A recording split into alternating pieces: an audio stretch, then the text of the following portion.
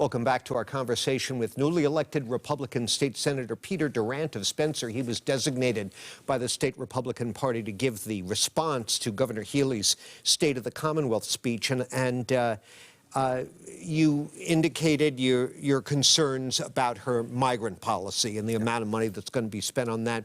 What did you like best about the governor's speech? Well, I think one of the things that we can look forward to is this housing initiative that's coming forward. Massachusetts has just an enormous need for new housing for people of all walks of life.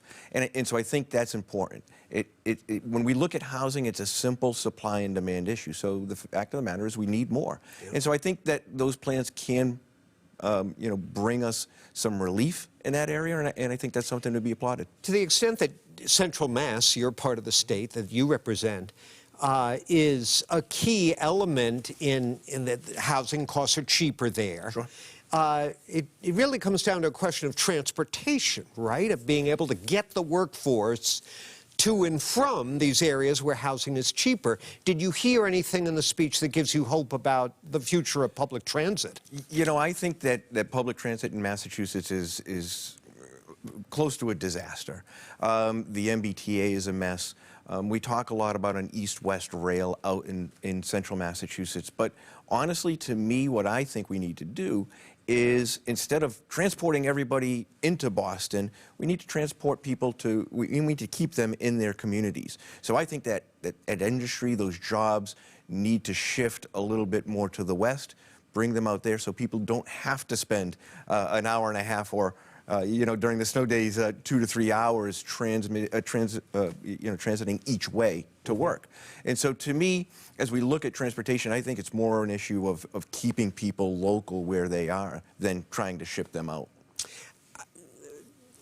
Just briefly on that. Sure. What needs to happen to make that happen? In other words, are we talking about beefing up the infrastructure in areas like Central Mass? Yeah, I think infrastructure is an important issue. In my district, we have a lot of rural towns that may not even have a water and sewer system. Right. So that kind of infrastructure can certainly hamper that development, and that is important. But there are a lot of other things that are great out in central and western Mass, which is a lot of old mills and things of that nature that can be repurposed, that can attract businesses with proper tax credits and proper incentives to bring them there. Okay, New Hampshire is going to vote. It might be the end of the road if Donald Trump wins big there. You have endorsed Ron DeSantis. I have. What went wrong? Well, look, I think we have to understand that Donald Trump is a juggernaut. He's got such a great presence about him for the Republican Party. Whether you like him or not, he's very polarizing, but he also has a lot of popularity. He also has that media presence that always gets him there. So I think that's hard to overcome. I think we're starting to pare down now to we're at a 3-person race. That may pare down after New Hampshire to just a 2-person race. And things may change at that point. But certainly it's an uphill climb for anyone who's not Donald Trump at this point. I'm a big Ron DeSantis fan. I think that he's done a great job in Florida. I think he has the policies that can work.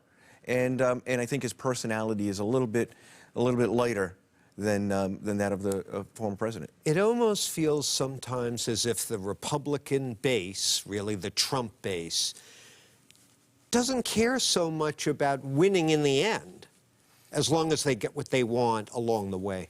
I don't know if I agree with that. I mean, I think that the Republican base that's loyal to Donald Trump, I do think that they have the country's best interests at heart. Mm-hmm. I think we have to look at instead of looking at personalities all the time, we have to look at what actually is accomplished. What are the goals? What are your plans? And have you accomplished those in the past? Whatever we may think of Donald Trump's personality, I don't think that we can argue too much about some of the results that he had as president, especially when we compare him to this current president, President Biden. I think if you compare records, I happen to think Donald Trump wins every day.